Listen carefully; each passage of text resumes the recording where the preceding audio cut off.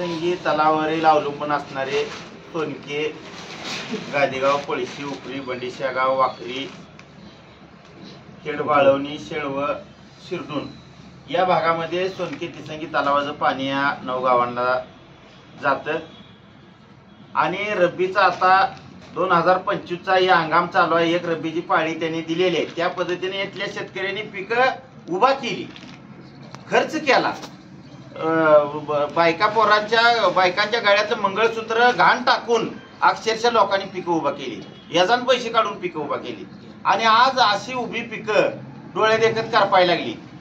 आज रब्बीला ह्यांनी एकच पाणी दिलेलं आहे आणि दुसऱ्या पाण्याचं वर्तन द्यायच्या अगोदर ह्यांनी उन्हाचं प्रकटन काढले। म्हणजे मग तुम्ही अगोदरच सांगायचं होतं ना, आम्ही पिकच उभा केली नसती। म्हणजे एका बाजूला तुम्ही रब्बीला 2 पाण्या देतो म्हणून सांगायचं, एकच द्यायची। शेतकऱ्याचं एवढं लाखो करोडो रुपयाचं नुकसान खऱ्या अर्थाने या अधिकाऱ्याच्या निष्काळजीपणामुळे व्हायला लागले। कालवा नादुरुस्त आहे। आज कालव्याची अवस्था अशी आहे, कालव्यात मोठी मोठी झाडं आहे ती, एकही कालव्यावर दार नाही, सगळी दारं काढून नेली। म्हणजे एवढी वाईट अवस्था झालेली आहे। त्यामुळे पाण्याचा भयानक लॉसेस होतंय। दारं बसली पाहिजे ती, त्या मेन गेट आहे तलावाचं, ती गेट चालू पाणी असताना टाकलं जातं। दिवसातनं एकदा 2दा टाकायचं, पाळी एक 15-20 दिवस चालती, त्या 10-15 वेळा ती दार टाकायचं आणि काढायचं। त्यामध्ये पाण्याचा अतिशय लॉसेस होते।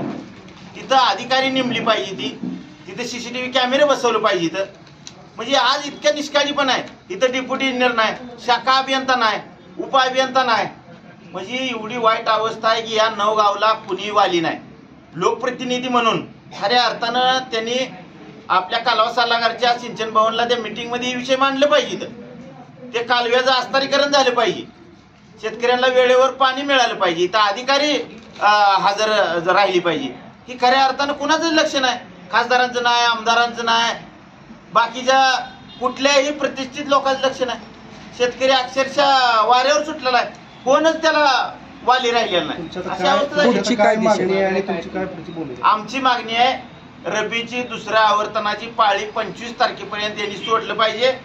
नाही सोडलं तर आम्ही तीव्र आंदोलन पुढं सगळ्या 9 गावच्या शेतकऱ्यांना घेऊन विचारात घेऊन आम्ही करू, अशी आमची मागणी आहे। आता काय आता आमचं इथं निरा उजवा कालव्यामध्ये उपविभागामध्ये हे आंदोलन आता सध्या चालू आहे आणि आमची मागणी आहे, आम्हाला दुसरे आवर्तन मिळालं पाहिजे। एकही अधिकारी इथं आलेला नाही।